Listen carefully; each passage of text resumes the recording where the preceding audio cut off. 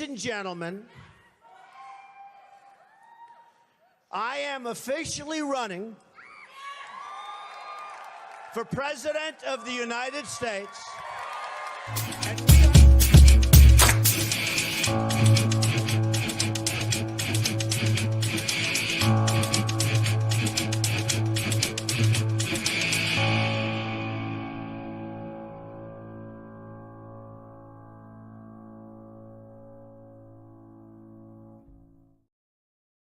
Good morning, good evening, good afternoon. Welcome to everyone. Tonight we have a special guest, and we are going to be talking about some of the things in the recent murder trial that we've been watching and are kind of right in the middle of. So we're really excited to welcome Matt directly underneath me.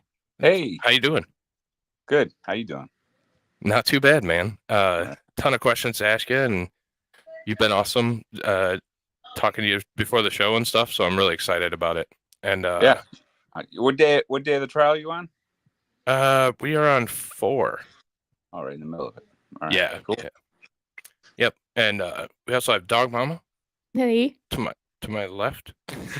Yeah. So, how did I get over here? I don't know. You want to move? It doesn't matter. I'm just kidding. Hey, look at that. I should be in my spot. I think because you came in first, but I did.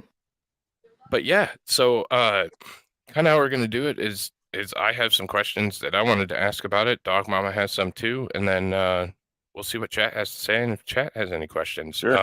You can ask me whatever you want, man. All right, don't cool. even worry about it. I appreciate any questions at all, like if you're watching the trial and you're like, hey, this doesn't make sense, what is this all about? If you just want to, I'll give you like my email or whatever. I'll give you my phone number, and you can just ask, and I'll always be around to answer any questions anybody has about anything. So awesome. I appreciate it. No problem. So I guess we'll start off with kind of what's your mission out of this? You seem to be on a mission moving forward, and I think it's pretty damn noble that something this terrible happens and you can make something positive out of it. So, or at least try, there's no end game, there's no goal. I've never been in the public eye before. It just didn't feel right about not saying anything, because it was so wrong what they did to me. It was really, really wrong. So I'm not trying to do really anything. All I'm doing is talking about what happened. And it's really easy for me, because all I do is tell them the truth. So, but as far as my goal, I don't really have one. Yeah. I wrote a book. If anybody's interested, if they want to buy it, it's on Amazon. It's called Emily, A Staged Suicide in Ohio. Okay. And there's an ebook and there's a paperback. So but other than that, I'm not. I think I might go to CrimeCom and do some book signing this summer. It's like a convention for crime junkies, like that genre of true crime. Yeah. But that's cool. I'm just as things come, I'm just doing whatever. So yeah. And you had a big interview on Dateline last week, right? I did. Dateline. It took a while to get through. I usually do a podcast here every week. On Saturdays, I hang out with these dudes for like 4 or 5 hours. These guys. It's called the name of the YouTube page is, our station, whatever you want to call it. Is The Alternate Corner. Okay. Just type that in, and I'm there live, and we watch the trial together and we discuss it. It's really slow because I talk a lot, and anytime the prosecution does anything, I start explaining why it's all nonsense. And but it's some people like that, like you guys that like trials. I mean, you like to analyze trials, so that's what we're doing once a week on Saturdays. Is this alternate corner, and myself every week we go through like what you're doing. We're going through the trial. Awesome. That's cool. And we got so caught up in. I'm not going to give away any spoilers, Shenny, close your ears. But we got so caught up in these like slam dunk guilty verdicts. Like we did, I forget what his name is, but we did Latinsky up here by me in Michigan. Yeah. And then the other guy who definitely did it, Joel Guy Jr. There you go, Joel Guy Jr. And I was like, we were talking to Dog Mom. I'm like, we need one that is at least, you know, Right. There's a question. right. There's some kind of question there. And we went Yeah. the complete other way, in my opinion, but we're here. So Yeah. it's good. There's probably yeah. a lot more out there that we just don't know about. I mean, there's got to be guys like me that don't have money, that are Right. don't get legal representation, that are getting railroaded right now. We just don't hear about it. Yeah. Exactly. Well, it's like and I'm terrible with the names, but I forget the who's the other one that everybody's watching that we just finished watching? Zachary Anderson? Anderson got railroaded in Wisconsin. I heard about that kid. Mm-hmm. So and he's guilty. He's sitting in prison. So Yeah. so yeah, I've heard of him. The people that are analyzing my trial on Saturdays, they're involved in trying to get him out. gotcha. Right. Yeah. Mm-hmm. Yeah. See, and most of our chat is crossovers from some of the other lawyers that cover it, and I know they've been really hard on this the Free Zachariah Anderson movement. And it's the same thing, and I think that's the danger with taking something to trial, and we'll get into it a little bit with you and yours specifically. But the danger is it's a coin flip when you get to a jury, when you're getting to actual people, and the state comes with so much pressure and so much evidence, no evidence that makes any sense, but so much to put in front of you. You're like, he has to be guilty. Well, just getting arrested in this country, I was part of that. I got indoctrinated when I was a kid. I didn't realize it. You see a guy that's what the perk walk is for, right? To make him look guilty. Or when they arrested me, there was guys with guns. He must be dangerous. Look at all the money they just spent on arresting him. He must be guilty, right? I was a victim of all that like propaganda, and it's just hard to get through. You want to believe your country, you want to believe authority, you want to believe the cops. Like, we're brought up to be like that, and it's really hard to break that. Yeah. But you know what? My case is a perfect opportunity for anybody that it's on the fence. Right. Because my case is just like everyone else's case. It's just they did. My case is like a caricature, like really extreme version of the cops being completely incompetent. But they're all incompetent, literally. Right. Oh. Yeah. Right. And of course Jason comes in. Jason hates police in all their forms. So yeah, Jason. I like him already.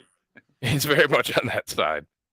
Trust me, a lot of messages about things that cops do because but yeah, it's I think it's ridiculous, and like you said, there's some where it's close, or there's not a whole lot of evidence, or there's not a whole lot to do, and often those cases go towards a conviction. And I think that our system was set up to be blind and be something where everybody gets a fair shake. And one, it's driven by money and profit and greed at this point, and two, it's completely driven by if you get arrested, you're guilty, and it's just so I get it. Absolutely. It's public perception. I think that's why they do so much with the media. They're working in cahoots with the media. The media wants to sell these crazy stories to get you to watch, clickbait, advertisement. But that's why they took like my case, and what would the media have made if it was just a suicide? Well, we don't really know what's going on. No, they were like, this could be a murder. This guy was like a drifter from Las Vegas. He moved to into Columbus, met her, who was a lifelong resident. You know what I mean? It just made for a great, interesting story, and they just went with it right in the beginning, right off the get-go. No one bothered to even. What they did is they went looking to investigate, and if it's tunnel vision, right? If they didn't, if you didn't get something that they wanted to hear to make that narrative, they just pretended like it didn't exist.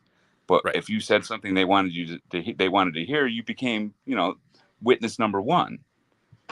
And it was really super obvious in my case. But it's probably like that everywhere. I would have to believe that it's like that everywhere. Right. Well, and there's so many that we don't see. I mean, the court system operates every single day, and there are tons of cases that come through, and some that we don't see, or we're not not privy to. And like you said, it's got to be a ton. There has to be a ton. Yeah. So yeah. If it fits what they need, man. I was at the wrong place at the wrong time. My wife did what she did, and without thinking about, she had no idea that anything like this would ever happen. She just wanted a place to go and do this thing, and she wanted to make sure that there wasn't. Well, why didn't she do it at the condo? There's a reason. There's absolutely a reason for that. I don't know how fast you want to go into this with you guys, but there's a reason for all of it. But it's I digress. I kind of lost it. I get emotional sometimes. No worries, man. It's understandable. Yeah, and tell your story. Like, it's totally fine. If you want to go off on a tangent, I mean, yeah, we're here for it. Thank you. Thank you that's for kind of what I do. It helps me, like, so I appreciate it for the time. Yeah. Yeah, I mean, any go ahead. Any kind of questions you got? I mean, what about the first four days of trial? Is there any questions at all? Did you see you saw the body cam footage, right? Was there anything in that body cam footage that made me look like I was guilty? No, you just you look super said worried. that they couldn't believe people. The cops are like telling Dateline. The Dateline producers were like, the police, the investigators, they were like, how can you not see that he's not guilty from the body cam footage? What did I do? Well, he what did I do? He lied, right? About what did they say I lied about? Or he put the cords. Oh, did you know what that's about? Do you have any idea what that's about? No. I mean, the cord thing. What they did is they had Hollis, the guy that showed up first, the officer that showed up first. His name's. I like to kind of go through this, and if at any point you're like, that doesn't make sense, butt in and say, hey, that doesn't make sense. If you have any questions about this at all, just be like, just talk, tell me, and I'll try to figure it out for you. What they did is they had Hollis go through our garage in the beginning. And he had his body cam footage going, right? So they had a picture of a cooler that was on a bench in the back of the garage, and then an hour later, I bring them to that area of the garage.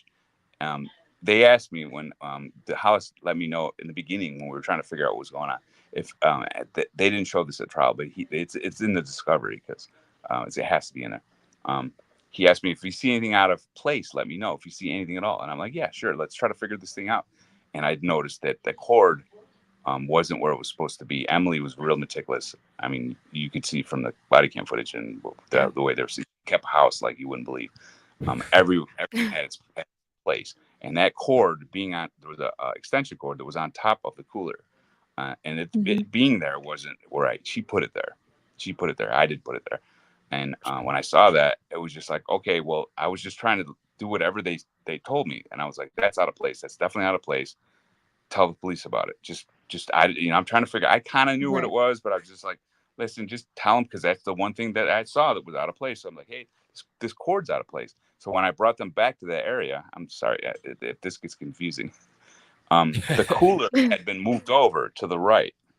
So it was, it was not the cord itself. The cord was always on top of the cooler, but the cooler had been moved over. And when I got over there, I started telling them about this. This is weird, guy. This is weird because this is always here. And I picked the cord up and I showed him where it was. Usually it's always on this hook. It being here is weird. I didn't put it there. I didn't move anything around here. Or I said, I'm kind of like, I'm not saying exactly how I said it. You have to go back and check it out. But, and then the police, the prosecution said that I was lying when I said that, and they had proof of it because the cooler was moved over. I moved the cooler. I must have. I don't remember. But I mean, I was over there trying to figure out what the fuck was going on, I guess. And I moved the cooler. And then I said I didn't move anything. But what I meant is I didn't move the cord. Because they were saying that I moved the cord. That makes sense. I put it there, and I was like, hey, look, here's Emily trying to find something to hang herself with. So I was like being very, very clever. Gotcha. Okay. But they're lying to you because the cord was, I was talking about the cord. I wasn't talking, the cooler had nothing to do with it. So Grubbs, and at trial, when you see this guy testify, you're not going to believe it. All of a sudden you'll see him. Well, he's lying right there. He's saying he didn't move anything. But the cooler's moved. We have it on film. He said he didn't move anything over there. He knows what I was talking about was the cord, not the cooler. And what does that really mean? Anything? Why? But he's saying that because I'm like this. Who's the character from Usual Suspects they were comparing me to? You ever see Usual Suspects? There's a movie. It's this guy that's like a criminal mastermind that like the movie's all about. It's real clever and it has kind of a weird ending. They were saying that I was dictating the narrative. I was trying to make it look like Emily was looking for something to hang herself with, which she was. That's why that cord was there. But they said I put it there, and their evidence of it was that the cooler got moved, and then I lied about not moving anything in that area. But he knows what I was talking about was the cord, not the cooler. Okay. And they know that, and that's the type of thing they're like. I don't know if I explained that correct, but and they'll look at that and they're like, well, there he is staging the scene. That's the only evidence that they have that I staged the scene. That's like concrete evidence that, I mean, you have to start like who dreams this stuff up? My judge, when at the Rule 20, they have a Rule 29 where he gets to decide whether after all that testimony, you'll see it. It's on day like 6, I think, or 5. He gets to decide whether to throw it out or not. It doesn't really happen very often, but they get to argue. They argued, and while Schiffel is arguing for to let this thing go to the jury, because Diane said you should throw this out. There's no evidence. Don't even let it go to jury. Don't even take that chance. That's what the defense was arguing for. Wohlaver, the judge, is like, all right, well, Schiffel, tell me why you think this should go to jury. And she's like, 3 minutes, she's just talking nonsense. Like, and at the end, it starts fizzling out on her. Her speech is, it's like got no energy or anything, just like the trial, right? And she's like, well, Your Honor, this case is largely circumstantial, and just the way the judge went, he goes, yeah, I agree with you on that.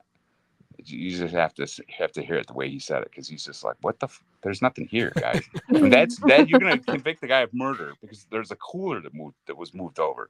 You're gonna an inference on an inference. That's one inference. Now you got to go from that to me somehow getting her up there and killing her, and they don't know where I did or when I did, or you know what I mean. They all these inferences that they have to add. You can't do that. You can't. The law won't allow it. You have to be able to explain what you're talking about. Why is that relevant? That the cord got moved, and then he lied. Well, why would he lie about it? You know what I mean? It just didn't make any sense. Right, and to think that it has to be a lie just because somebody misremembers something or embellishes, even if you embellish something, doesn't mean you're lying to cover something up. Or I mean, hell, we forget all kinds of things all the time. Who knows? In that situation, bro, is so intense. I mean, I have a shitty memory to begin with. I've been smoking weed for fucking 40 years. You know what I'm saying? So I got shitty memory anyway. This is the way I'm used to it. This is the way I live my life.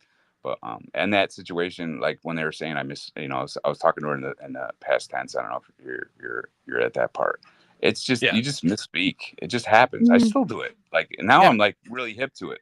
When people misspeak, I'm like, oh, that there it is.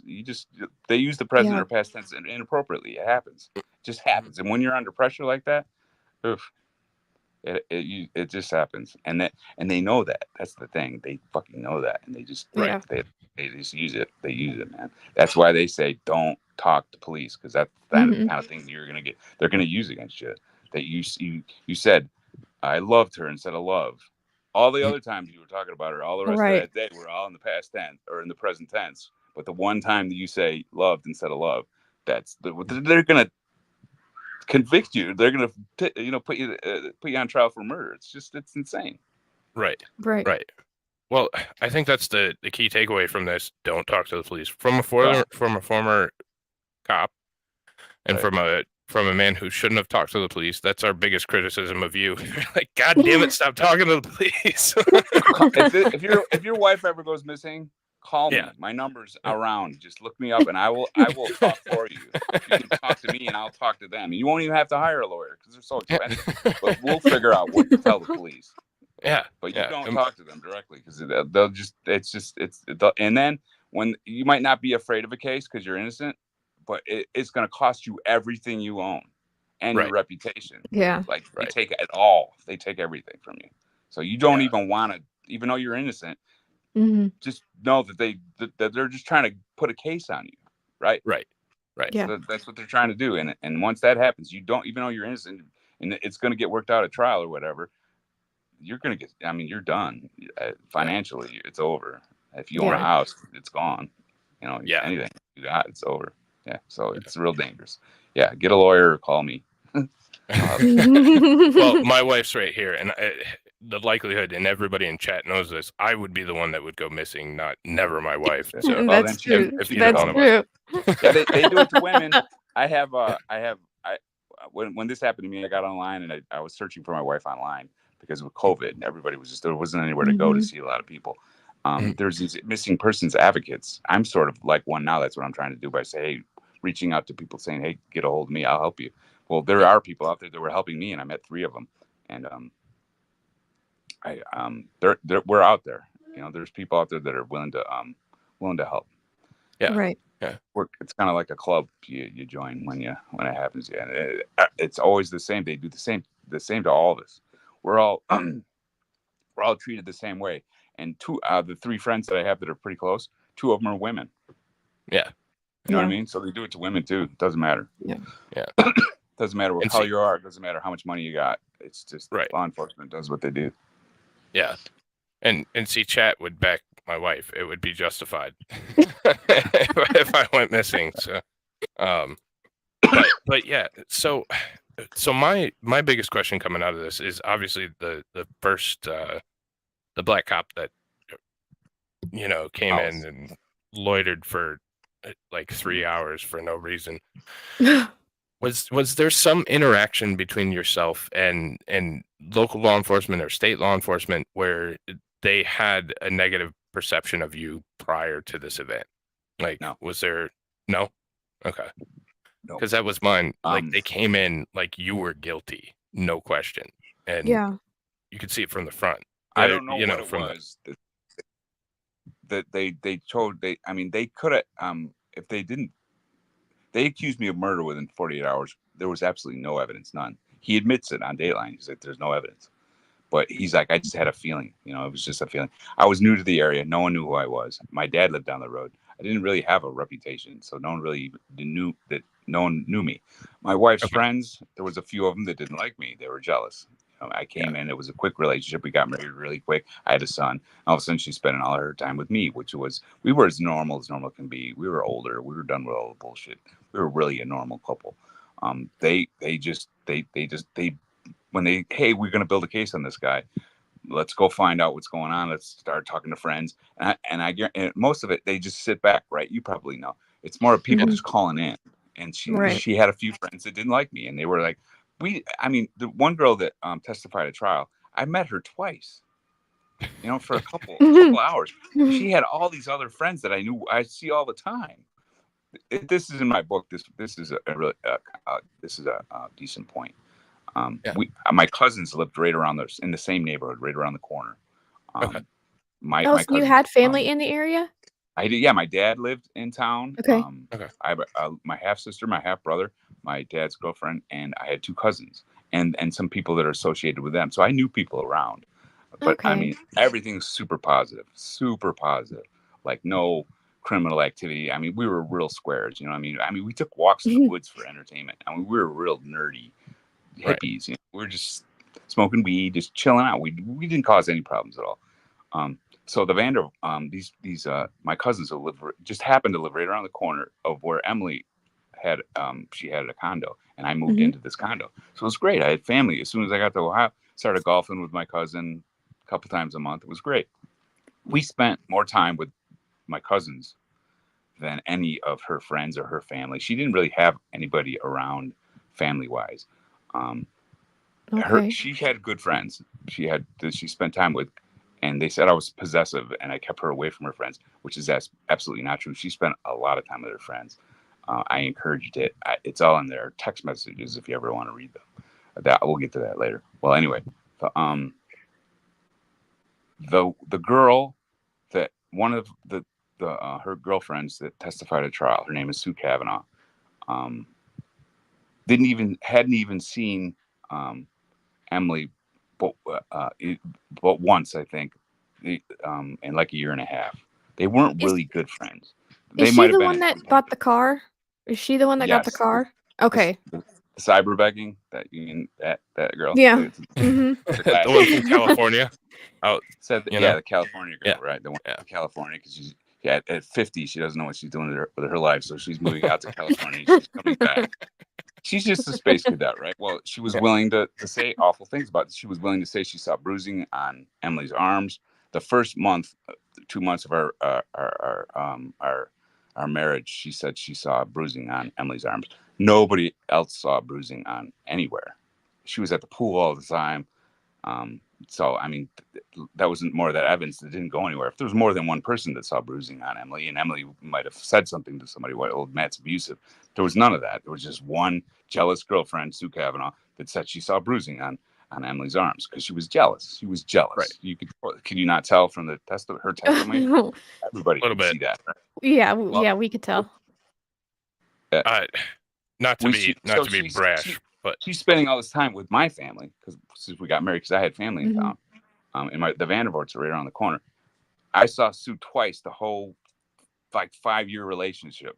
I saw her a couple times. I went out once with her, and we didn't get along. She was a horrible person. You could tell she was jealous when she'd come over. She was just a really lame friend. I didn't like her at all, but I didn't care. Yeah, I was just like, whatever. Yeah, we kind of got that from her. They put her on the stand, and if you look at the police notes, they talked to her at least 5-6 times during their investigation.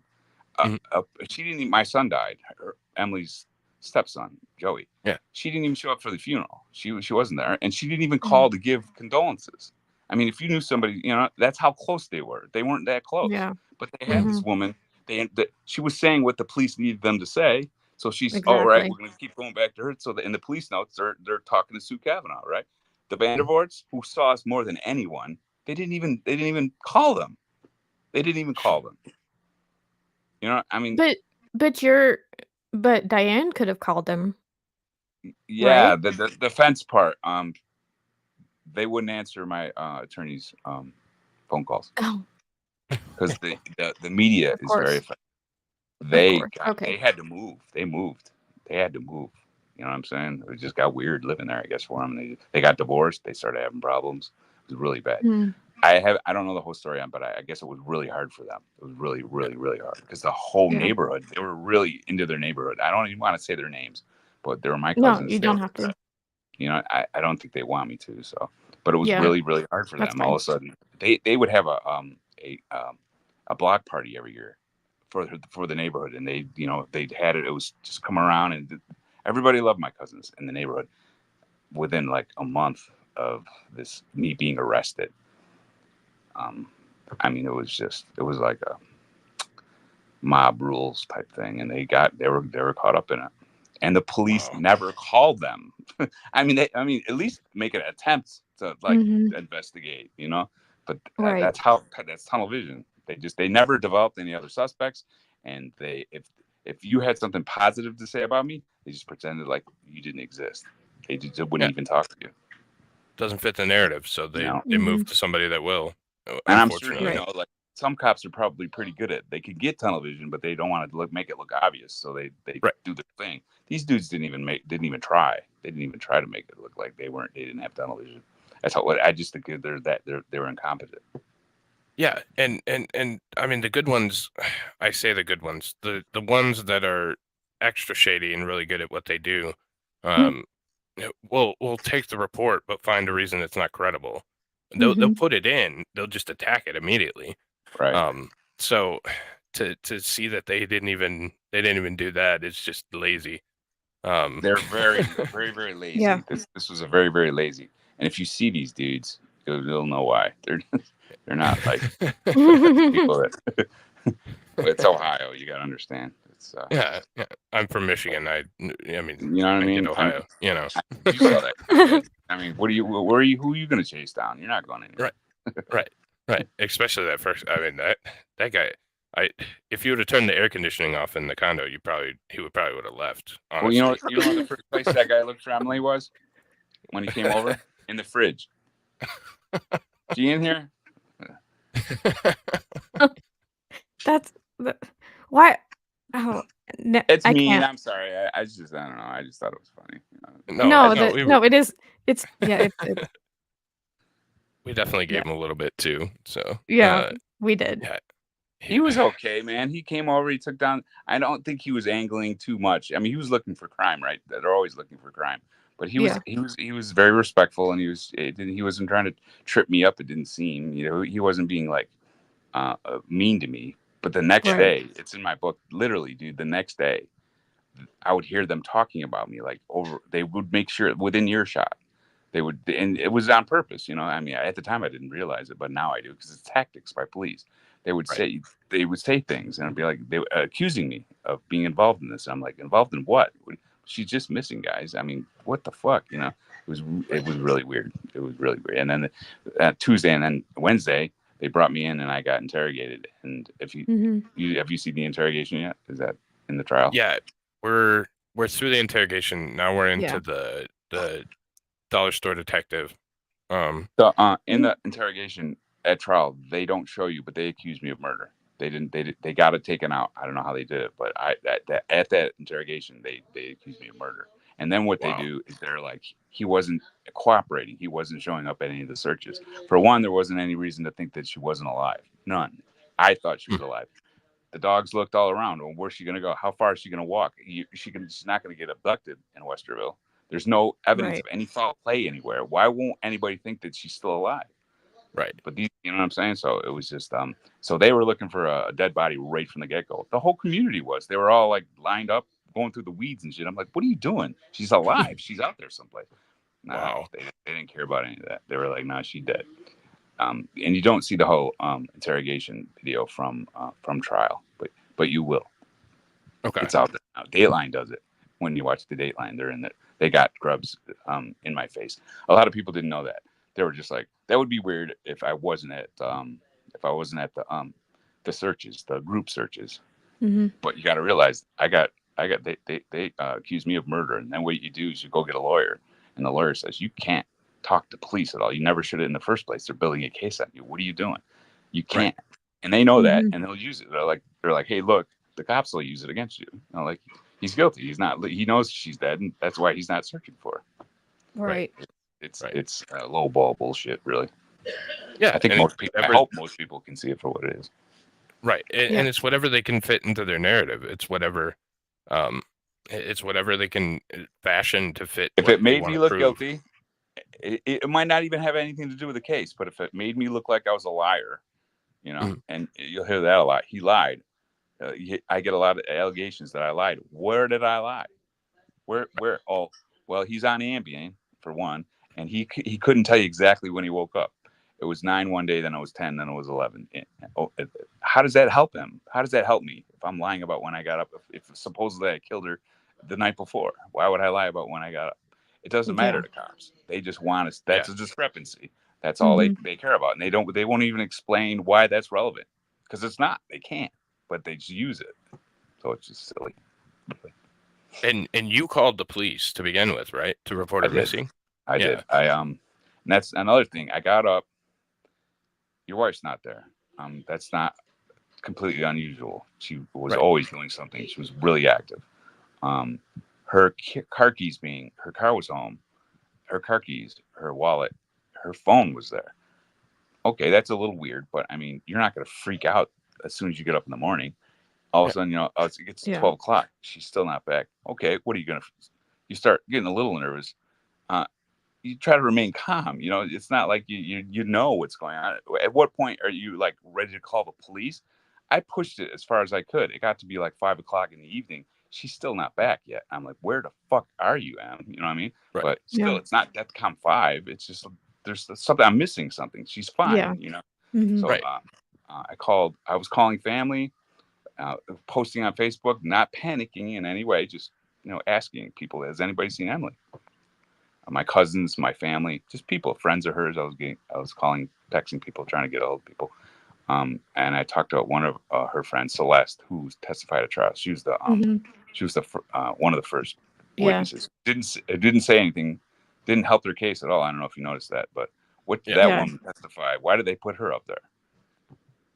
You know what I mean? What did she say? Nothing. How was How was your relationship with Celeste? I loved her. We got along really great. We were just they would drink wine and giggle in the sunroom, and I would cook and clean and do whatever. Just kind of putz around the house. I really like Celeste.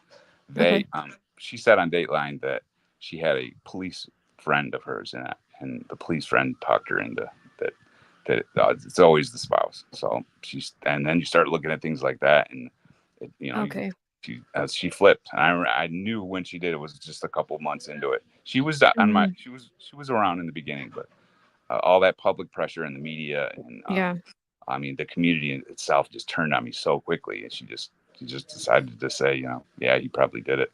She's been sticking to that ever since. But I'd like to know why. What evidence is there? There isn't any. It just And then once people make a choice, like we all know, right? It's really hard for people to admit that they were wrong. Certainly, cops aren't going to be like, hey.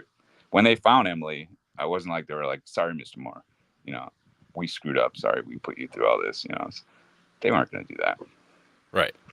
Yeah. What good does that do them? Nothing. It was in their best interest after they found Emily and realized that it was a suicide to just continue with the murder case. Because what happens to them? What happened to them? Well, they brought a case to trial that was completely an awful case. There was no evidence. They knew they were going to lose. They told my attorney that. She just was on a podcast. I just did this thing yesterday. If you go on my YouTube station, I have her on there. My attorney Diane was talking with prosecutors prior to my trial, and they admitted to her, "You're going to destroy us. We have nothing." Because they knew their case was that weak. So they're admitting to my defense attorney that, and my defense attorney was like laughing about it. You're right. It's because it's a game to them. They don't care. She didn't care what really happened. Everybody's making all this money. Yeah. Well, yeah. I digress. Sorry. They knew that they did it. But I mean, what happened to them? What happens to them if they take a case that's obviously wrongful prosecution? They get a grand jury indictment. You can indict a ham sandwich as soon as you indict somebody. They don't have to worry about civil litigation. So they go, they lose. It's obvious that they knew I was innocent, but they did this thing anyway to save face. What's happened to them? Nothing. Nothing happens to them. They do it with impunity. The system's rigged. Yeah.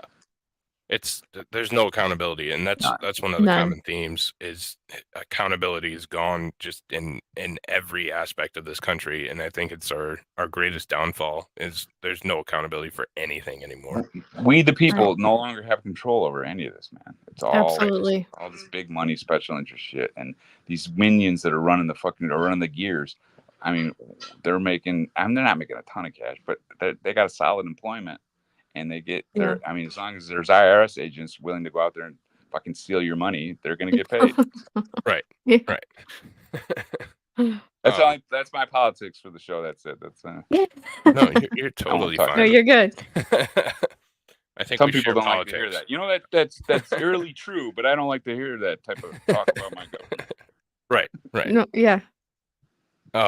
No, they're stealing from you. That's that taxation fits the definition of theft. Right. If they're taking your money without your consent, they're definitely stealing. Absolutely. Yep. So obviously you said your attorney, and this was another one of my pre-prep questions, so we kind of went into it. Your attorney said they knew they didn't have anything, blah, blah, blah. What was the anything that they did have? Was their only theory that the cooler moved? Like, there doesn't seem to be anything at all. Or you misspoke a couple times? Yeah, I misspoke. If you want it, real quick, if you ever just go to their final argument where they kind of encapsulate everything, really condense their argument. And their biggest part of that was, if it wasn't Matt, who else would it be? If you think it was murder, we proved that it wasn't even murder. That's coming up in the specialist part. We have definitive evidence that their evidence isn't incredible.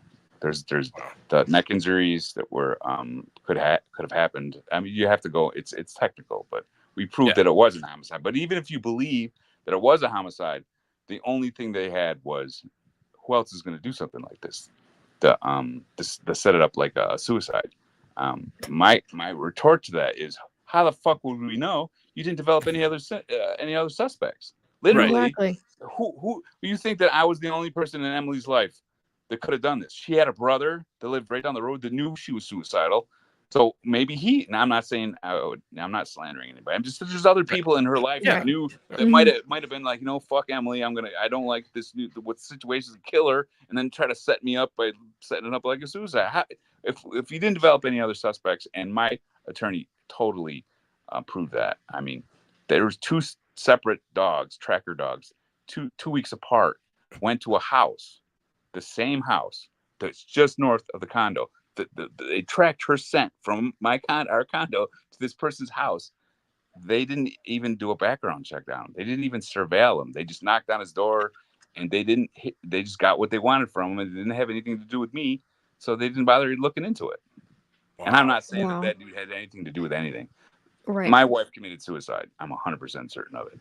Unless there's some sort of weird reality that I don't know about. She committed suicide. She was suicidal. They just made this story up and made this weird thing to try to put a case on me. But if you want to go down the line, well, she was murdered. They proved that it was murder. All right. Well, how do we know Matt did it? Because, we don't have any evidence because we missed her and we ran a horrible investigation. But you just gonna have to trust us. There would be evidence if we would have found her, but she was out in the woods for 4 months, so all that evidence is gone. So you're just gonna have to trust this. That he's the only one that would ever do anything like this. There doesn't make any other sense. How would you know that? How the so that you had my advice is if you don't want to watch the whole trial, just go to the closing arguments, and he'll tell you what you're asking. What evidence do they have against me? Apparently, I'm the only one that would have any incentive to do anything like that because just because you just have to trust them. Right. Trust your government. Yeah. That's always a great move. But so another thing is it's and obviously we don't know the area, but from what we've been told and what we've read and what we've looked at, it was a common area for Emily to walk through, or be in that general area, and they kind of just didn't go look. Or didn't look until way later in the process. So, like, there seemed to be major search parties, but nothing was ever focused on where you two walked, supposedly. Like the area where you would have thought. You talking about where they found her? Yeah. Mm-hmm. Mm-hmm. Where they found her was in the woods. What we did was forage. What Emily did was go for walks. So she never went into the woods. She would walk around the woods, like where the paths were. You know what I'm saying? So we would forage around, like in fields and stuff. Where she was found, she never went in the woods. I never went. No one went into those woods. There's a misconception about where that was. Like, it was a really heavily traveled road. It's a county line road. Is right where the woods are that they found her. So I brought them there because they asked me to take, like, she would go for walks. She would go for walks, like right from the condo. She would walk out of the condo, and she had like 3 or 4 different routes that she would go. But you got to understand, Westerville's very heavily populated. It's a very dense suburb. Where they found her was literally right next to this road where there's cars constantly going by. It's very well traveled, and the path that she was on it's like this manicured bike path. There's people walking on it all the time, and there's houses all over. There's people all over the place. So it's not like people are thinking about like her going into the woods and we go into the woods and we would go. Where they found her is not where you go to walk. It's off trail, and there wasn't any reason to think that she would have went off trail. There's no sense in it. Gotcha. I don't know if I'm answering your question right or not, but yeah. So there wasn't any significance to the area with which she was found. It wasn't some place where you guys frequented or anything. Nobody thought that she was in there. I mean, this is part of the story. It was Tuesday, and she had found days prior, like a week prior, she found a new patch of wood sorrel. There's a bridge that goes over the County Line Road, and it has decorative brick, and some of the seeds got into it, and some of the wood sorrel was growing out of the side of it. It was like it was a big patch of it, and she got really excited, and that's where she had been going to. So when she'd go on a walk, she would walk past it, and on her way past it, she'd grab some of the wood sorrel, bring it home, and she was just telling people about it. So the police on Tuesday, Grubbs and Peachy, came to me and said, "Hey, we want you to take we want you to take us to the place that Emily's been foraging recently. And I'm thinking you'd have to see it because it's very like there's cars going. It's in the open. If she Right. went up there, she would have been standing there for like like hours and hours. I mean, why would she go up there? What? And there's people all over the place. So it's not like she'd be hiding up there. And I'm like, all right, she's not there. But if you want me to take them, so I took them up there.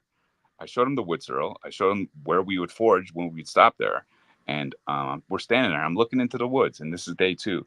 And I'm like, I still don't really. I'm just doing what they asked me. They asked me to take them there, so I took them there. But she's not there. I haven't even been up there. I mean, why would I go up there? It doesn't make any sense for her to be there. But okay, I brought them there, and I'm like looking at the woods with them. That it's on body cam. I've never seen it. I was just told about this, and I said, I'm just like, I would hate to think that anybody would like drag her in there. Are you guys gonna go in there and look? And they're like, yeah, we'll take care of that. I'm like, okay. And I walked back to the condo, and that was the end of that area. That whole thought that there wasn't any reason to think that she would even be in there. It didn't make any sense at all. And when they found her, they said they searched that area, but they just searched the periphery. There wasn't any reason to go in. The dogs sniffed around the periphery of the woods, and they didn't get the scent. So they didn't go in. You know why? Because they don't work. Dogs don't work. Yeah, they don't work at all. They don't work. Right? No. You be a cop. They don't work. People. Right. Lie detectors don't work. And it's like if you can flip a quarter and hey, you're going to be right half the time. And that's what the dogs are. The dogs are right half the time because they don't fucking work. Right. Yeah. Right. My wife was in there. I told them, hey, are you guys going to go in there and look? They said, yeah. They told everybody they went in there and looked. They didn't. Because they got shiny shoes. They're, you know what I mean? They didn't want to go in. And it's like this. You have to kind of read my book if you get my like point of view on all this. That they don't care. Yeah. They weren't looking for Emily. They were building a case. There's a difference. You know what I mean? They're okay. They're making this like they look like they're looking. They brought in this Texas Equisearch. Do you ever hear of those? I've heard of them. Yeah. Their sole purpose on this planet is to look for corpses. Exactly. They brought these people in and they carpeted Westerville looking for my wife. Good job, Texas Equisearch, by the way. She literally was found 200 yards from my house 4 months later. It's because they're not looking. They look like they're looking, but they're not looking. They're walking through the woods. They're through tall grass. They knew she wasn't in the grass. What would she be in the grass for? What are you doing? There's no evidence that she's even dead. Why are you looking for a dead person? Exactly. Right. So there's a lot. Yeah. I hope that answers your question. Yeah, I start thinking about other things and kind of go off on tangents. No worries. What was your relationship like? Go ahead. Go ahead. No, fine. I'm ready. Next question. Probably. No, just what was your relationship like with the neighbor? John, I mean, he was just a guy. I mean, he was taking care of his dad. There was we never argued. I mean, I was always very, I would help him. He would help me. It was a really great, nice, quiet neighborhood, and he was a quiet neighbor. He had the police were over there a couple times for some things, but that don't unrelated look at him negatively like that. He had a drink. He drank a bit, and there was some issues over there a couple times. He had an ex-wife that was causing trouble or something. But we had a really good neighborly relationship. I never had a problem with John ever. He never had a problem with me at all until these cops came in and convinced him that I killed her. That's what happened, like instantly. So then, he put a sign out in front of his house and faced it towards my condo. And then he went online and he told everybody he put it there because he wants to remind me what I did every time I leave my house. He became part of the harassment. He really did. And you saw him testify. I felt bad for him. They were using him. The poor guy. He was, you could tell. His part of the story is really important because if you don't have time to do all the research about my trial, John saw Emily Monday between 9 and 10. This is after the fact. This is after the police say she was already dead. He told everybody on Monday that he'd seen her, and then I saw him Tuesday, and he told me that he'd seen her. They released a press briefing. The Westerville Police Department released a press briefing on Tuesday that said that John didn't say John, but said the last time that Emily was seen alive was Mhm. the John Kramer sighting. Yeah. Then at some point he changed his mind. He said to himself, you know what? I don't know if it was the day before that I saw her. It might have been the day before.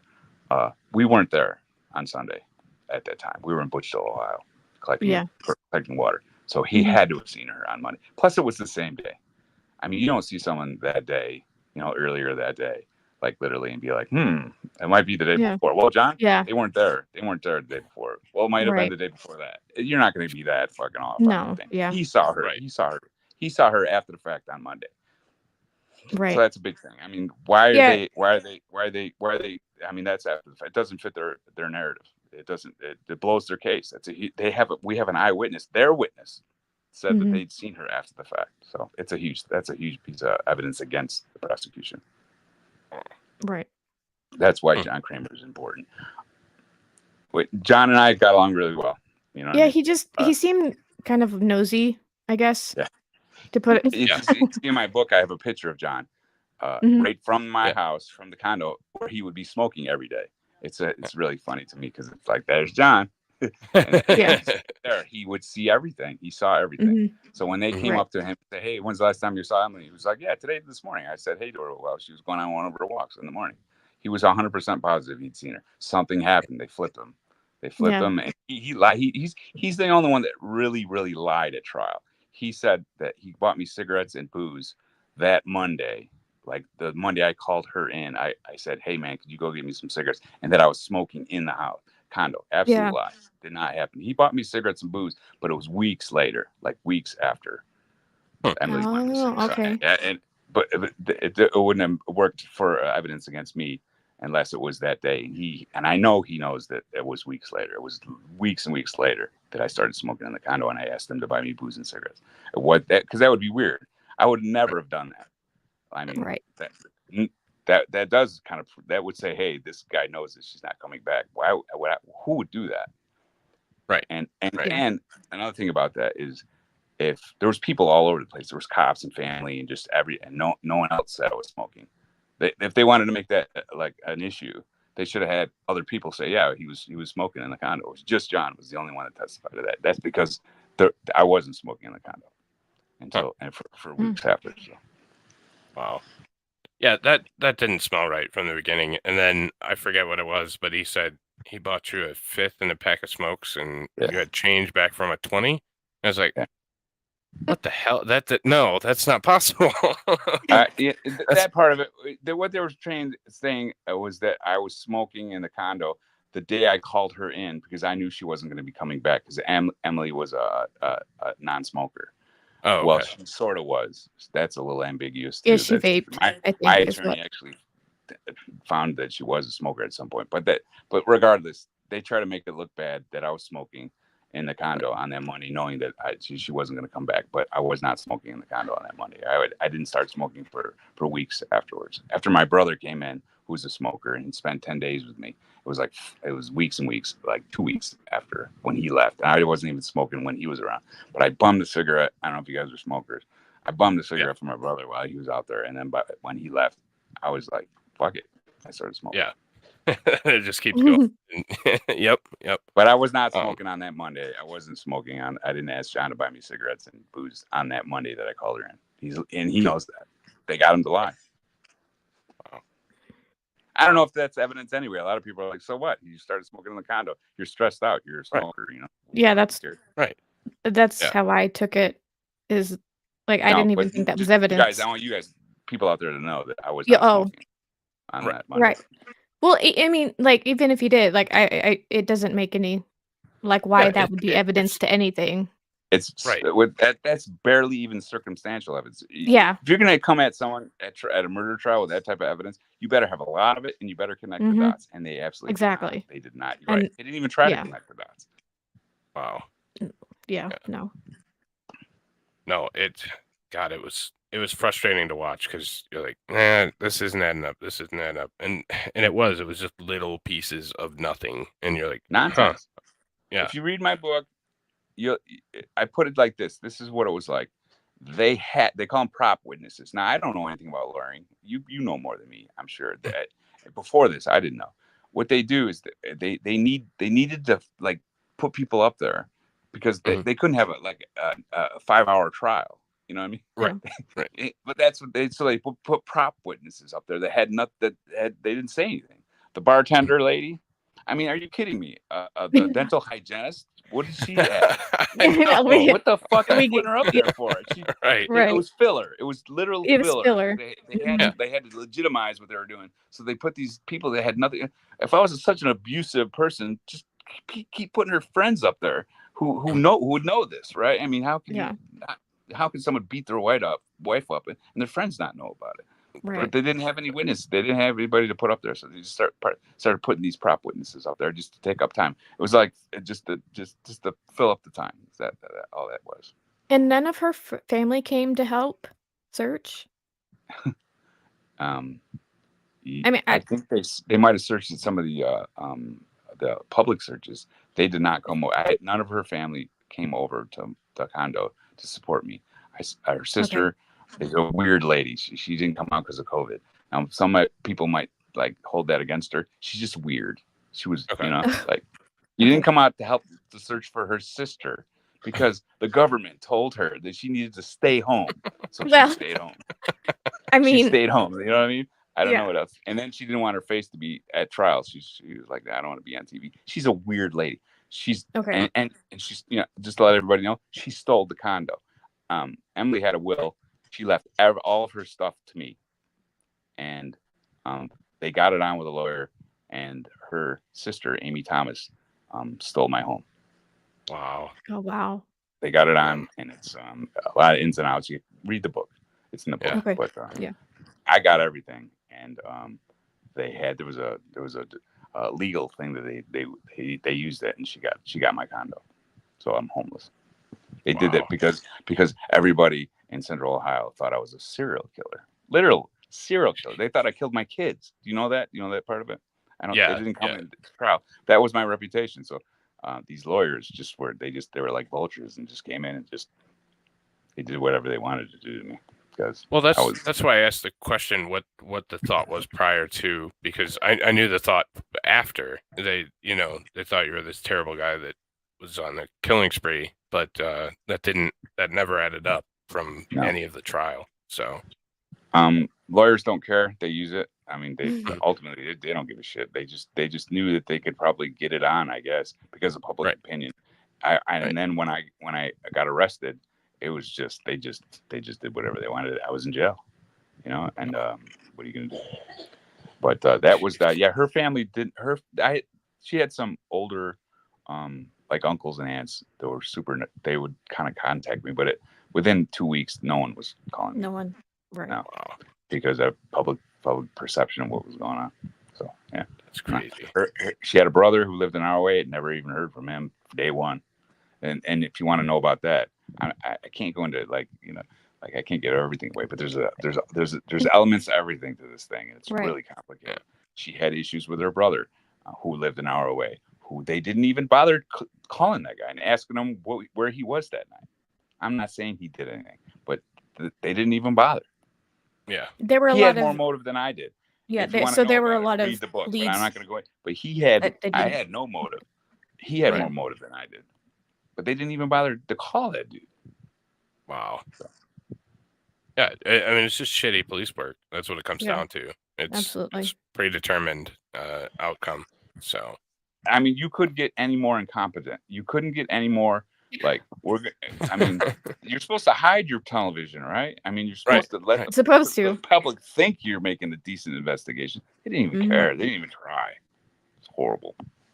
Because if you read my book, it's my contention that they don't care. It doesn't matter. They were just doing it because it was money, because it was generating money for everybody. Everybody was, I mean, all the agencies they were using, people were coming in, they were making phone calls every day. 15 months to build 30,000 pages of discovery probably cost. I think I got a number not too long ago. I don't know if it's right or not, but someone told me it was a couple $1 million that they had to put everything together. So it's money. Yeah. Jeez. If you don't want to answer this, it's totally okay. There's nothing I won't answer. Trust me. Well, so in the trial, they said that her remains were at Ohio State. Are they still there? Or has she been? Emily had such a dark sense of humor. You might think this is me being, but she's laughing right now. That's her.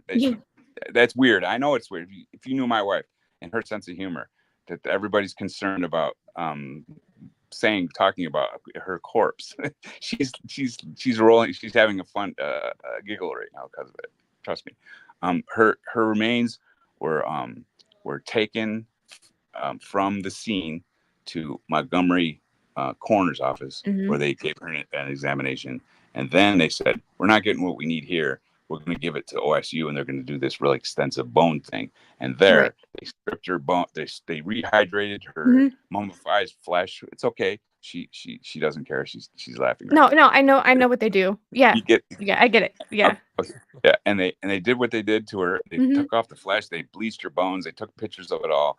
There was a missing molar, a missing toe bone that they don't even know where it is anymore. As far as I know, I got word that it was because I'm her husband. Her remains were my responsibility. They were like, and this is after I got out of jail and everything's happening. And my lawyer's like, "Are you gonna go pick your wife up?" I'm just like, you know what, right here, dude. You think, she wanted to get donated to science for one, because she was that type of person. Oh, okay. I offer her remains to OSU. You know what OSU said? We're not interested. They didn't want her. No, they were done with her. They did what they did, and her remains were scattered around at different laboratories and stuff. They didn't even have the what we have left. You need to come and get. And I just said, you know what? I mean, she's your responsibility now. So I felt deeply offended when they did that to me. That they would even mention that. You did all this. You took possession of her and had her for years. Did all this weird shit to her, and now because it didn't work out like you thought it would. Now I got to come pick her up, and what parts do I get and what don't I get? I don't want to get too weird about it, but they just don't care.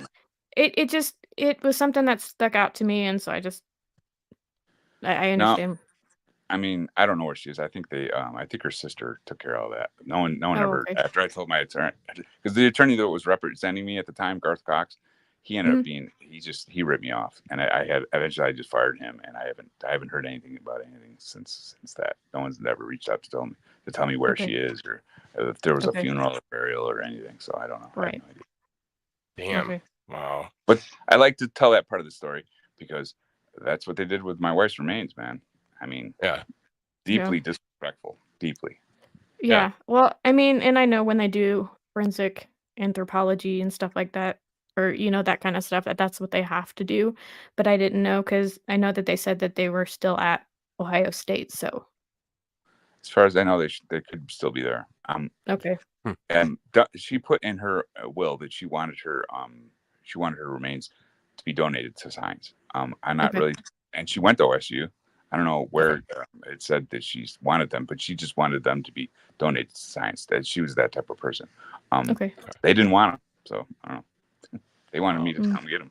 So what the hell are you supposed to do with damn. It's just another degree of the system just not giving a shit about anything. They care less. They could care less, but they'll say shit about it. Oh, look, the husband doesn't care. He doesn't even care about her remains. He won't even come pick up her remains. I mean, you can't. You're damned if you do, damned if you don't. No matter what I do. Exactly. Yeah. Wow. Dog Mama, did you have any more questions? If not, I was going to go to some of the chat questions. So. No, I'm good.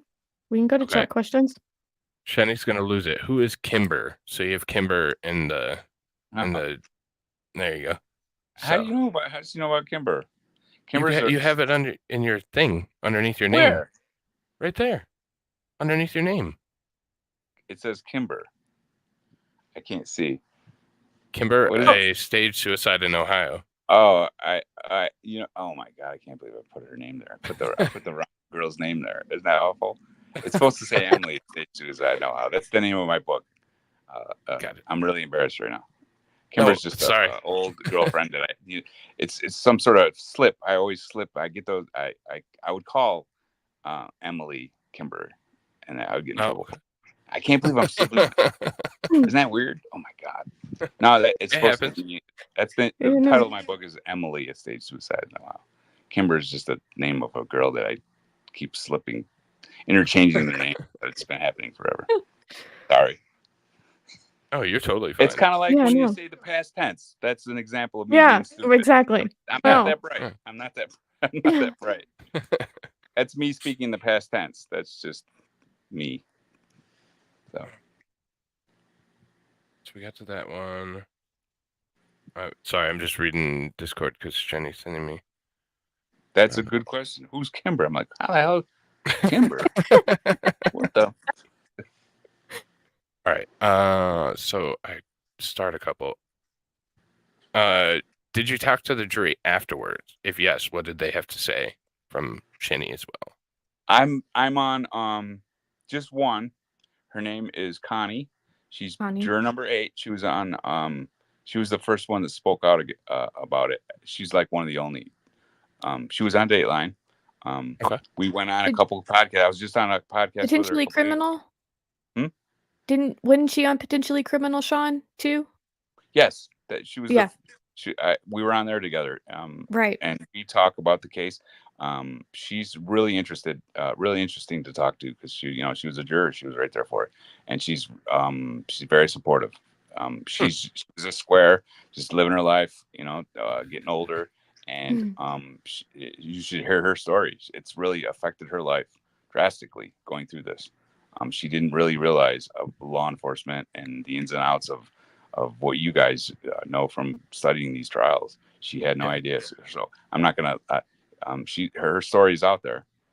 If you go to my I have a YouTube station. My name is spelled Matheau. That's how I spell Matthew. Matheau Moore, Moore. I have her on there. We just had her. I got clips of our interview of her. So yeah, I definitely have a relationship with one of the jurors, and she's so sweet. You should listen to her because she's a really sweet lady, and she has it's an amazing story to be on my jury. I mean, it was something else for all that to be for her to have to go through all that. It was tough on her. Well, and I think that's some things that people don't think about is the cost of everybody involved tangentially. Like you have a lot of people that get jaded or are lost or have these bad interactions. So it's not just charging you and having you go through hell. It's everybody downstream as well. So and the jury too. I mean, I've been a juror before, and it was very difficult. It impacted me hard. It was very difficult for Connie. It was really tough. And because there's people that think I'm guilty that are harassing her. You know what I mean? So she's got to put it. And she's out there talking. So she's being brave. She's trying to do the right thing. Absolutely. Yeah. I'm sure most people that live in Delaware County, I mean, who would want to go out in public? We got people that think I'm guilty. Yeah. Think she made the wrong decision. It's tough for her. Yeah. Right. But she's outspoken. She's great. She's a tough lady. She's a tough broad. No doubt about it. And then just a comment from Eliza. Jurors need more detailed jury instructions. Today's juries don't even seem to understand reasonable doubt. Yeah, it's the whole civics. I've heard that argument before. Yeah. We know what reasonable doubt is. I mean, it's reasonable. Then there's the unreasonable doubt. You know what I'm saying? So to think that I'm guilty of this, you'd have to be unreasonable. If you're going to be reasonable and look at this for what it is, then there's, I mean, because she made a fucking dental appointment, that's fucking evidence. Because I fucking used her in the past tense because I said I took a sleeping pill, and then 2 days later I said I couldn't remember if I took the sleeping pill or not. That's fucking evidence to you that I killed my wife. Yeah, that's not. That's being unreasonable. Whoever this dude, I don't. Maybe I heard this wrong. You might want to read that question again. I don't want to get down on this guy. Is she saying that that people don't understand what circumstantial evidence, that you could convict someone with circumstantial evidence? Does she think there was enough circumstantial evidence to get me convicted? Is that what she's saying? No, I think she's just saying that juries, we've seen so many times that juries go the wrong way because they don't know what anything means, and you'll get an attorney up there that will bullshit his way through it, and he'll manipulate jurors and stuff like that. So, I'm sorry, I didn't mean to go get off. She's on the other side of it. There have been people. Hey, there's a ton of circumstantial evidence. There's enough circumstantial evidence here to convict this guy, and she's right. She's in a lot of ways, But my jury was smart. They were smart people. Yes. And when they were explained to them what an inference is and what you can get one set of facts, you can get one inference from one set of facts, but you can't get an inference from an inference. And if you look at their story that they're trying to tell, we're talking 7 or 8 inferences without another set of facts. You literally can't do that. And my jury understood that. But this woman that's saying what she's saying is right. If that's not explained to them, then they might let this inference upon an inference upon an inference affect their Exactly. Affect their judgment. But you can't. You really can't. It's against the rules of law. You can't. Because if you can just assume anything, you can put any story together. Right. It doesn't mean that it's factual. You guys know, because you guys watch trials. I respect the law now that I've seen it in action. There's rules, right? There's reasons for that they allow evidence in or they don't allow evidence in. What hearsay is, there's a reason why. Me getting in a fight with my wife 20 years ago, you know what I mean? Wasn't even presented at trial. You know why? Because it's not relevant. It doesn't mean anything. You can't. I was charged. The charges were dropped. I got in a fight with my wife in Vegas 20 some odd years ago. You know what I mean? And nothing happened since then. If there was some sort of pattern of me being a jerk for all those years, but there was this one incident that happened 20 years ago. It's not evidence. It's not. And that's why they don't let it in trials, because of the rules of, the law, which I've learned to really respect. Let's see.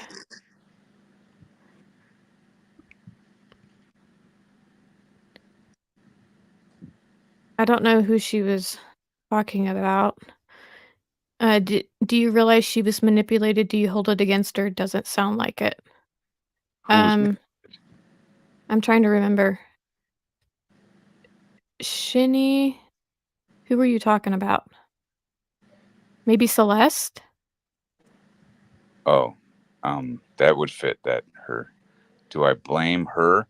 I would think that Celeste would see this thing is for what it is now and reach out. I hope she does someday. I hope I have friends here that I'm close to.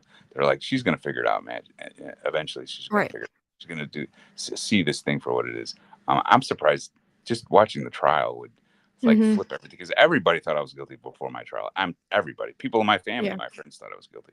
But after the trial, I mean, how do you not see it for what it is? Yeah. I don't know. Do I blame anybody for any of this? No. I'm not going to blame anybody for being manipulated by a cop showing up at your door and intimidating you and thinking something that's I would be intimidated too. I was intimidated. Yeah. Right. I was. Yeah, you saw him interrogate me. Right. It was interrogate. What did they? I don't hold anybody. I don't hold any grudges against anybody that was manipulated by these cops. No. Right. So when they arrested you, did they immediately charge you with murder? Yeah. Yeah. Yeah. 2 counts of murder, 1 count of felonious assault. It was right away. They got it the day that the grand jury indicted me. Is the day they came and arrested me. Wow. So they were following me around for weeks, because they wanted to time it right so that they could make this big to-do, this big stage. Ooh, look what we're doing. I mean, how much money? They could have just called me and I just would have came down. Literally, I wasn't going anywhere. I was sitting at home waiting for a death certificate so I could probate my wife's will and process her remains. Give me your remains back so we can have a funeral. They timed it. It was all for theatrics. Perp walks or theatrics to make her look guilty. It's like old school stuff. It's like, I can't believe they still do it. Yeah. You got a perp walk, and what? Here he is, And if you read my book, it was like a really bad movie by really bad actors. They were everywhere. I mean, those really shitty movies. So like C movies are awful, right? That's what these dudes were like. I'm looking around at them. I'm like, this is weird, right? Like when they led me to the squad car to take me to jail. Grubbs, the lead detective, had me by the arm. He's leading me, and all the cameras are on me and everybody's watching him. And the way he's like pointing at the car where he wanted me to go. And I was like, it was fake. It was phony. He's a really bad actor. It was ludicrous. I'm just like, people have to see this for what it is. This is just a show. Look at how I was arrested. Look at the theatrics behind that. They had, I mean, was that all necessary? I mean, no. It's all for. Not at all. It was a public relations stunt, you know. Mhm. And so were all the searches, Exactly. by the way. They knew she wasn't in the weeds at a high school a mile up the road. If that's where she would have went that morning, someone would have seen her walk up there. There's no way she could have got there without being seen. All those searches, all those people that did put all that effort into searching for her, the cops knew she wasn't there. It was all for theatrics. It was all for public relations to make it look like they were searching. That's disgusting. Yes, and all on our dime. Exactly. All paid for with those checks that you pay for the treasury every 6 months, your property tax. The properties, I don't know where you guys are from, but Westerville, the property taxes are ludicrous. Ludicrous. Really? All your money, any equity you got in your house, all goes to property taxes if you live there for like 20 years. Wow. I'm gonna get all my money back. Well, you get your money back, but you paid it all because you paid it all the taxes. It's crazy. Yeah, I'm from Michigan. I'm right up 23 from you, so I'm in Texas, so a sea of white people, literally a sea of white people. It's like white person heaven. I'm from Vegas, so we have everything here. You know what I'm saying? So it was weird when I first moved there. It was just weird because there were so many white people. Yeah. So this one, Aaron, good to see you. Welcome to the channel. I saw it earlier, but like his friendly visit from SWAT team that one night. I think this was the neighbor guy. What about it? I don't know, but yeah, I don't remember. Friendly visit from the SWAT team that one night. I think she was talking about the nosy neighbor gentleman, but I'm not entirely sure. If you want to, yeah, Aaron, if you're still here, yeah. The only interaction I had with SWAT was when I was arrested. Okay. They sent SWAT and everything to arrest you? Yeah, it was a big to do, bro. I mean, I don't know if it was SWAT or not, but it was some sort of tactical, like tactical they had team. different types of weapons. They had tactical gear on. The dude that came up to the car and had some sort of gun, he was pointing right at me. He had goggles on, like ski goggles. Jesus Christ. With tinted, but they're all tinted, right? You're like, what is this? It was surreal. It was like, why are you doing this? And it happened so fast. I just did what I was told. I knew they had guns on me, but I was just like, just do what they say, you know.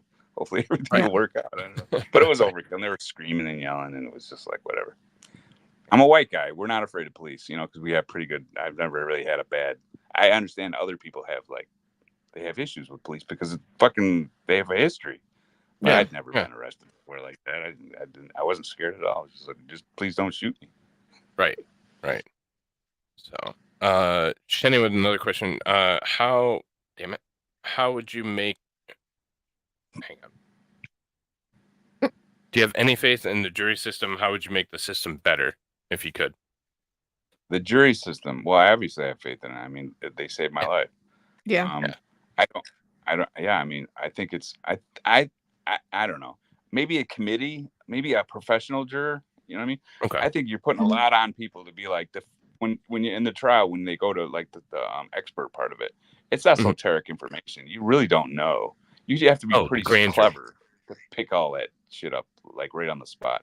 Maybe I mean, I'm a dummy. I got a 2-year degree from a community college. You know what I mean? Put me on a jury and have me try to figure out something that's like super difficult to understand. Yeah, you'd probably be better off with maybe if the case relied on like bone examination, like forensics type things. We'll have 12 people that are professional forensic people up there. You're not gonna be able to trick them. They're professionals. Right. But you'd probably be able to trick me. How hard it would be to fool me. Schmuck, right? You wait till you see their expert. He's just like a clown. You're not gonna believe this guy. He's got this comb over that I almost wanted to put into evidence. You're not gonna believe this. I got to. You know what I'm saying? It's ludicrous. Yeah. And wow. I'll tell you. What was I talking about again? Oh, I forgot.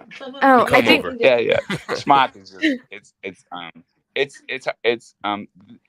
the name. He's got an institution, and it's like he got up there, and my attorney just like, she did so well. I don't know, is she doing well? Do you think she's doing well so far? Oh yeah, Attorney? Absolutely, great job. 100%. I mean, Isn't she awesome? She doesn't miss anything. She's amazing. She doesn't get anything wrong. Right. No. And she didn't even need to talk to me. She literally, all that stuff she memorized from the discovery. And you said it took her, what, a month to realize, to I don't know memorize how all long that? it took, but Because we was were like talking this- about that before the stream. Yeah. I don't know. I'm going to just put in my head, because she had another Mhm. trial before that. It was some doctor in Columbus that they tried to get on some sort of euthanasia thing. And she was keyed in on that. And So that right trial after was 4 years? Yes. Damn. Oh, Wow. wow. So she had that. Dang, Once that going was over, good. that's when she started in on my trial. And Yeah. it wasn't really that long before I went to try. It was maybe a couple months, I'm not sure, but she Mhm. did it pretty quick.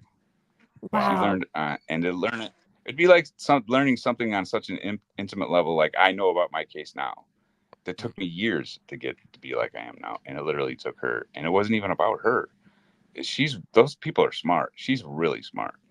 She's really, really bright. Yeah, she is. And if you pay her the right amount of money, she will. You want, and she wouldn't have took my case. She wasn't my lawyer in the beginning. I had Court Gatterdam. She got word of my case, and I think I'm speculating here, but it was a juicy case. It was high profile, and I was innocent. And she wanted it because of that. She's like, I'm gonna come in there and rip it up. It was like it was perfect. And that for her. she did. She had a great, and she keeps doing it. And she's just on a podcast now. If you go to my YouTube page, you'll see it. She was talking about my case, and she was like laughing about it, like how ridiculous it was. Like they knew, they told her, "Hey, you're going to destroy us." I mean, if you knew that, then what are you taking this guy to trial? Well, yeah. Why would you take it? Because it doesn't matter about guilt or innocence. It's about money. That's it. They don't care whether there's evidence or not. It's literally that they can pick up the phone and start making phone calls and call the FBI and the OBI, and they get to drive down and they get to have lunch together and drink coffee. It's fucking money. Yeah. And they get to call Texas Equisearch because they have a buddy that's on the board. It's all dough, man. It's all dough. They don't care. Yep. Yeah. Because they know that if they get a not guilty verdict, what's going to happen? On to the next case. Mm-hmm.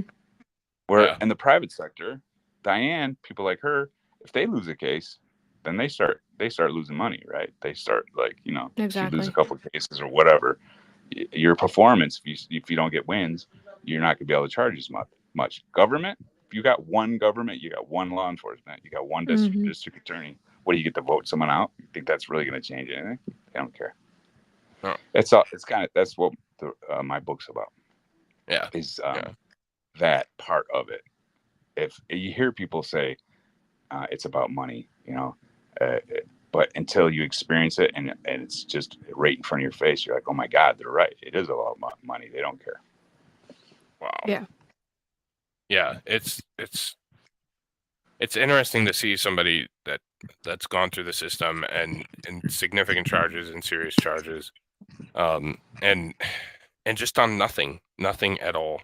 And I wasn't a big fan of their attorney and the prosecutor and his little hissy runoff stunt. Know, let me ask you this: do you think that that it was more the prosecution, or do you think they were forced into it? Did they get forced into it, because of pressure or whatever? They might say, "Hey, there's not enough evidence here, man. I don't want to bring this guy on these charges." But the cops in the community are just like, "You have to." Because I think it's. Do you think that they get forced into taking cases that they don't want because these shitty cops do what they do? I think there's no downside to them, and if they're always trying to get reelected, so they're always trying to go after somebody, and if they lose their politicians, they're going to spin it. Oh, we lost. Right. We had it all, but we lost. Yeah. And if you're on the other side, you're on the winning side. You put away, like you said, the serial killer of Central Ohio or South Ohio. Right. I don't know. So yeah. And it was there was an election that year too, and I think the guy's still chief of police. He was in on it, man. Fucking asshole. They knew. I'm just trying to figure out who pushed the button. I mean, it couldn't have been Grubbs. It could have been the detective. I'm sure they're like, okay, you got this guy, right? Yeah, I got you. Well, here, bring the evidence here. And then they bring the evidence, and they're like, well, there's nothing here. What have you been doing, Grubbs? And I don't know how influential like cops are towards DAs. I mean, who makes that call? I mean, there was no evidence against me. I mean, they must have known that. They had to. They were laughing about it with my attorney. Yeah. My attorney was joking about it. They knew that there wasn't anything. So why would they bring this thing to trial? The only thing I can think of is that it doesn't matter because it's all the money. They're making money the whole time, and they knew that, Right. like you said, when they get the not guilty verdict, it doesn't matter. They spin it and they just go to the next case, do the same thing again. Yep. Right. Yep. So ultimately, it's a prosecutor. So when I was in law enforcement, you could have the strongest case in the world. If the prosecutor doesn't want to touch it, they're going to dismiss charges. If they have want the ultimate power, they're the ones that are making the decisions. The DA. Yep. And why would the DA try to take on a case that with no evidence?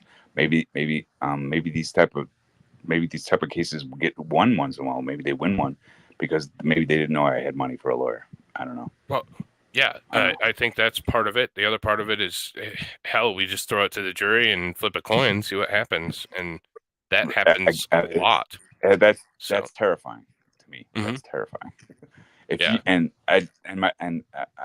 Diane, my attorney, said that if you could get a conviction on what they brought in my case, we're all in deep trouble. Like, and I agree with her on that. If she's like, and I don't know if she's just pandering to us because she already knows that type of shit. That they don't give a fuck, one way or the other. That's my contention. But that is scary that they could literally, if they can do this to me because I was an outsider. And they can do it with impunity and nothing happened. They don't even get sued. I can't sue them because they got a grand jury to indict me. So that takes any civil litigation out of the equation.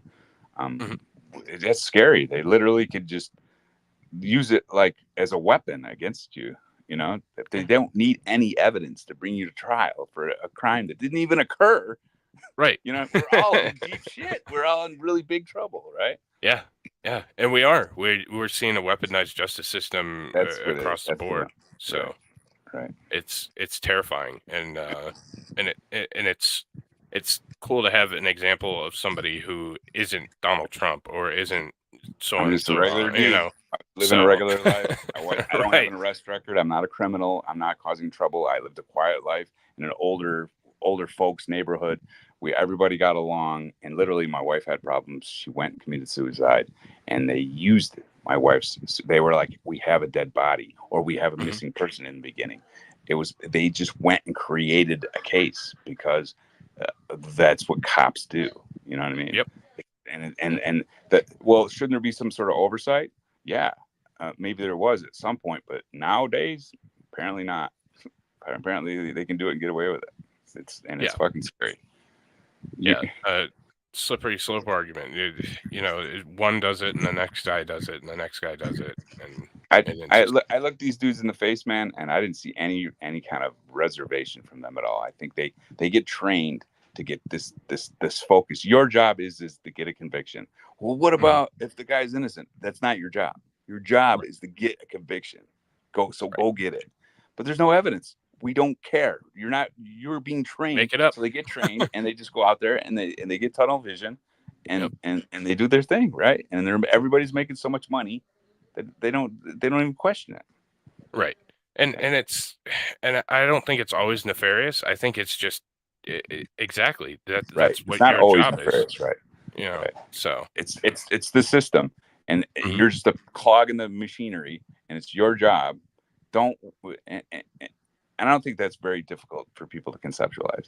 I don't think that it's not like the systemic thing where, they're all going after innocent people. It's just unfortunate that this thing is set up in a way where they're going to benefit if they just do what they're told.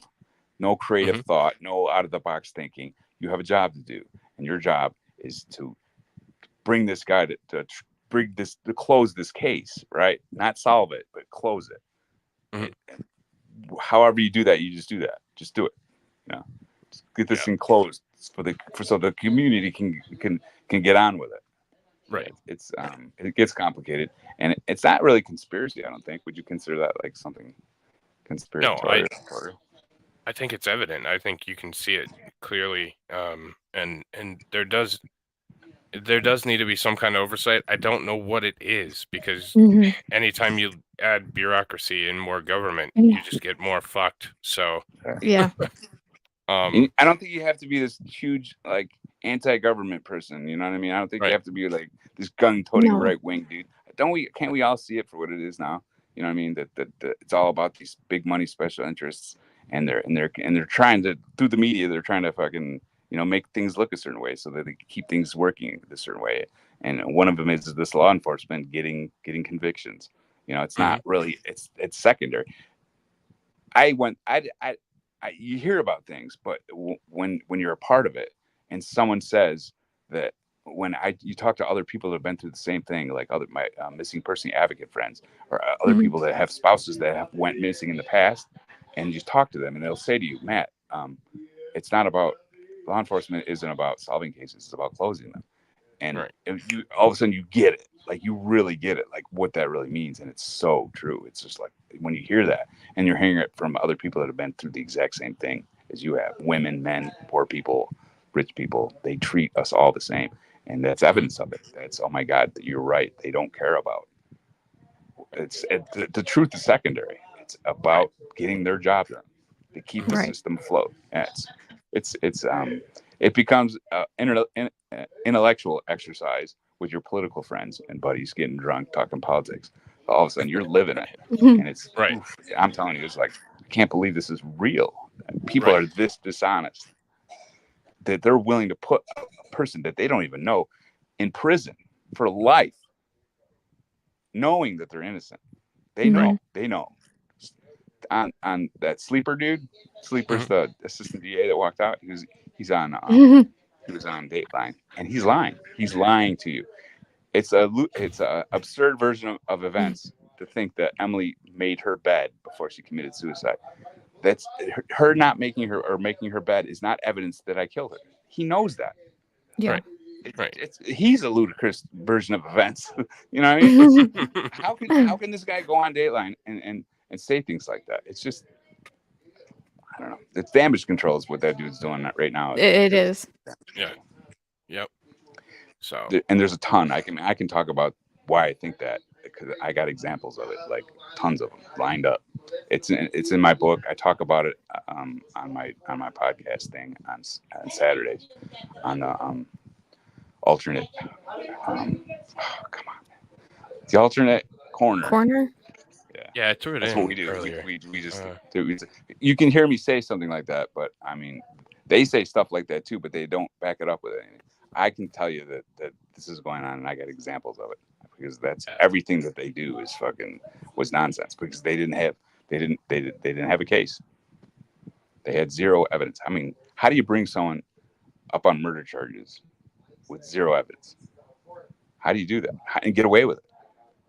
Yeah, there should be some accountability. There really truly should be, but unfortunately, our system is going to hell, and it's just going to continue that way, unfortunately, until we take some kind of corrective action. And I have no idea what that is, but it would be good if we, because it could be any one of us at any time. I mean, it was you this time. It could be anybody in chat, or myself, or definitely Dog Mama. But so at some point, I mean, we all have to think that we could all be affected by it. But yeah. So I said I'd try and keep us to an hour, but we blew way past that, and I apologize. But I apologize because I did. Yeah. Thanks, man. I just for sure. I just didn't want to keep you too long, So yeah, no, I'm cool, man. I got it. But yeah, I really appreciate you coming on. Chat, please pick up his book. It's a damn good book.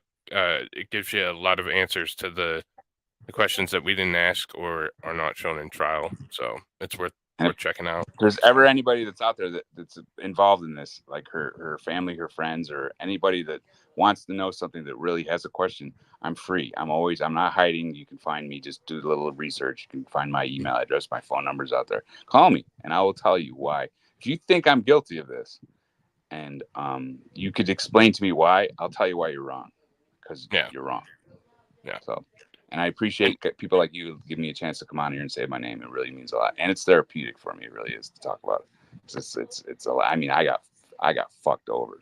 Yeah. Really Yeah. hard. I did. I got fucked Yeah. over. So just being able to talk about it, like I know Grubbs and the prosecutors and those people in Westerville will see this.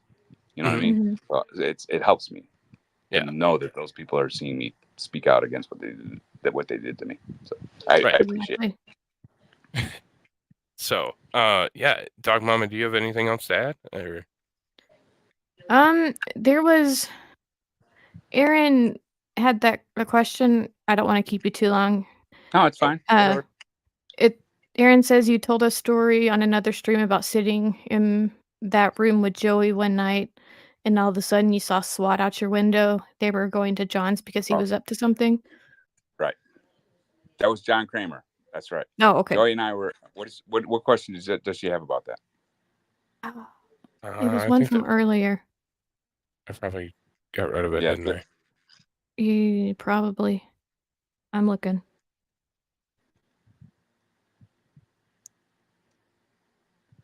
Mm-hmm. Yeah, Something people are about paying SWAT. attention. That's neat. There was John Kramer's ex-wife called in a well check on John. John was drunk during the day, and I don't think that he was suicidal, but his ex-wife called in and said that he was.